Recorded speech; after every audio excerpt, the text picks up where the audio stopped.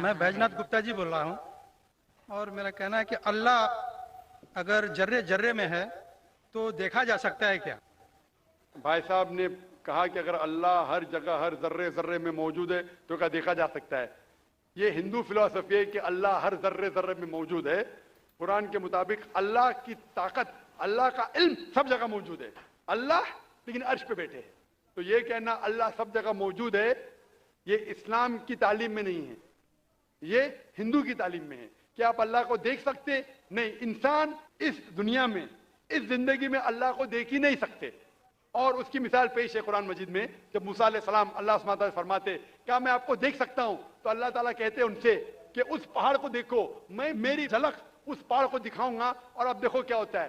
तो उस पहाड़ को जब अल्लाह ताला सिर्फ झलक दिखाते हैं तो मूसा अलैहिस्सलाम उस पहाड़ को देख के बेहोश हो जाते। अल्लाह को तो देखा नहीं उनने, सिर्फ पहाड़ को देख के बेहोश हो जाते हैं। तो इंसान इस जिंदगी में अल्लाह सुब्हानहू व तआला को नहीं देख सकता। इंशाअल्लाह अगले जिंदगी में, इंशाअल्लाह जब हम जन्नत में जाएंगे वहां इंशाअल्लाह हम अल्लाह का वजह देखेंगे। ये कई हदीस में इसका जिक्र है कि हम अल्लाह का चेहरा देखेंगे। इसीलिए हम कोशिश करते हैं कि अल्लाह के अहकामात पे अमल करें, इस दुनिया के इम्तिहान में सफलता पाए। इंशाअल्लाह जन्नत में जाएंगे और वहां अल्लाह का वजह देखेंगे, अल्लाह का चेहरा देखेंगे। Hope the answer the question. जी, माइक नंबर 4 में जो खातून है सवाल कर सकती हैं। मेरा नाम रामेश्वरी शाहू है। मेरे लड़के ने इस्लाम धर्म अपनाया है। हम हिंदू धर्म को मानते हैं, तो बच्चे लोग कौन सा धर्म शादी कर ली? आपके बेटे ने इस्लाम धर्म अपना लिया है। अपना लिया है, तो आपका सवाल क्या है अभी? तो बच्चे लोग कौन सा धर्म मानेंगे? आपने कहा कि आपके बेटे ने इस्लाम धर्म कबूल कर चुका है, तो कौन से बच्चे? उसके बच्चे या आपके बच्चे? मेरे बच्चे, उसके बच्चे। आपने कहा कि आपके बेटे ने इस्लाम धर्म कबूल कर चुका है, तो मुस्लिम हो गया है, शादी कर ली है, इस्लाम धर्म कबूल कर चुका है। उसके बच्चे क्या धर्म मानेंगे?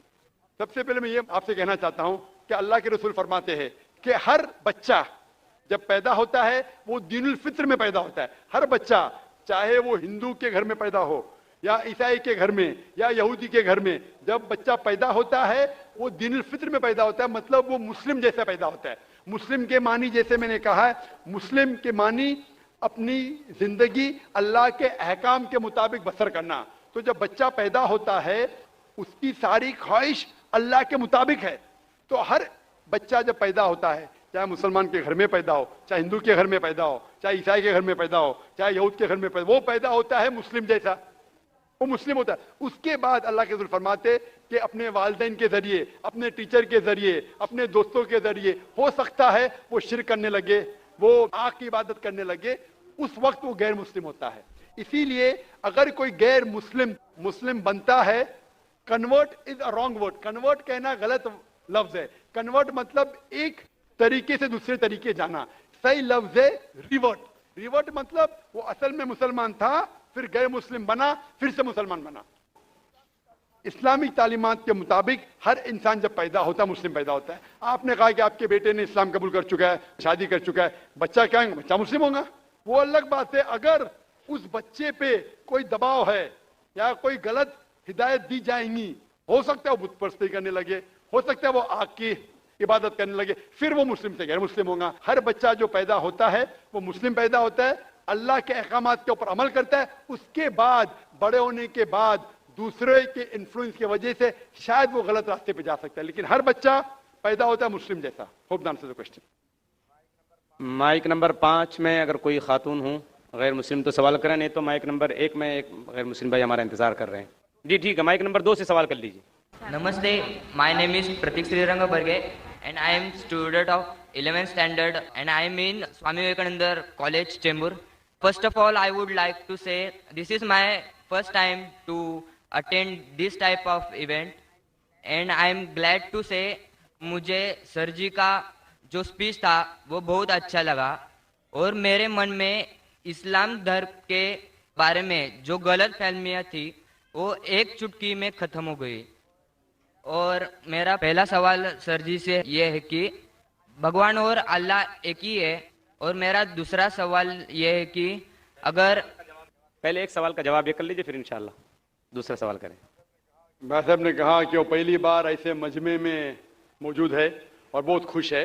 एक चुटकी में उसके सारे गलत फहमियां इस्लाम की दूर हो गई। अल्हम्दुलिल्लाह, अल्लाह ताला आपको हिदायत दे। और उसका सवाल है कि क्या भगवान और अल्लाह एक ही है? इस सवाल के दो रुख हो सकते हैं, दो रुख। आप कॉमर किधर लगाते वो इंपॉर्टेंट है। अल्लाह और भगवान एक है? हाँ, एक है, एक ही है, दो तो नहीं है।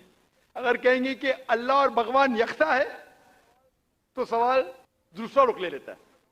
इसका जवाब, अगर आप पूछना चाहते हैं कि अल्लाह और भगवान एक है तो बेशक एक है। अगर आप पूछना चाहते हैं जो अल्लाह और भगवान, जो हिंदू लोग जो भगवान में मानते हैं और मुसलमान जो अल्लाह में मानते हैं वो एक है, तो मेरा जवाब इसमें यह कि अगर आप सही तरीके से हिंदू धर्म की किताबों का मुताला करेंगे और सही तरीके से इस्लाम धर्म की किताब का मुताला करेंगे तो दोनों यकसा है, वही है।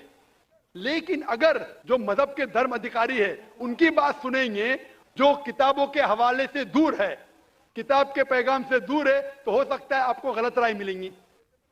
जैसे मैंने फरमाया था मेरे तकरीर में कि कुरान में लिखा है सूरह इखलास में सूरा नंबर 112 आयत नंबर 1 में, कुल हुवल्लाहु अहद, कहो कि अल्लाह एक है। उसी तरीके से आप जब हिंदू मजहब की किताब का मुताला करते हैं, आप पढ़ते हैं, उसमें लिखा है छंदोग्य उपनिषद में अध्याय number 6 section number 2 shloka number 1 में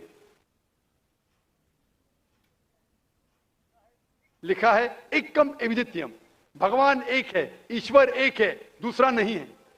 लिखा है श्वेता उपनिषद में चैप्टर नंबर 6 श्लोका नंबर 9 में, नाचस्य कसिज जनिता न चदीपा, उस भगवान के कोई वालिदैन नहीं है, कोई रब नहीं है, भगवान का कोई मां नहीं है, कोई वालिद नहीं है, कोई सुपीरियर नहीं है। लिखा है श्वेता उपनिषद में चैप्टर नंबर 4 श्लोका नंबर 19 में, नातस्य प्रतिमा अस्ति, उस ईश्वर की कोई प्रतिमा नहीं। प्रतिमा का मतलब है अक्स, painting, picture, portrait, statue, idol. उस भगवान की कोई प्रतिमा नहीं, कोई पिक्चर नहीं, कोई पेंटिंग नहीं, कोई अक्स नहीं, कोई फोटोग्राफ नहीं, कोई आइडल नहीं, कोई स्टैच्यू नहीं। यह दोहराया गया है यजुर्वेद में चैप्टर नंबर 32 श्लोका नंबर 3 में, न तस्य प्रतिमा अस्ति, उस ईश्वर का कोई अक्स नहीं, कोई प्रतिमा नहीं, कोई पिक्चर नहीं, कोई पेंटिंग नहीं, कोई फोटोग्राफ नहीं। तो जब आप मुताला करेंगे हिंदू मजहबी किताब का और कुरान का, हिंदू मजहबी किताब का ब्रह्म सूत्र में कहा गया है एकम ब्राह्म देवत्या नास्ते नीना नास्ते किंचन, भगवान एक ही है, दूसरा नहीं है, नहीं है, नहीं है, जरा भी नहीं है। There is only one God, not a second one, not at all, not at all, not in the.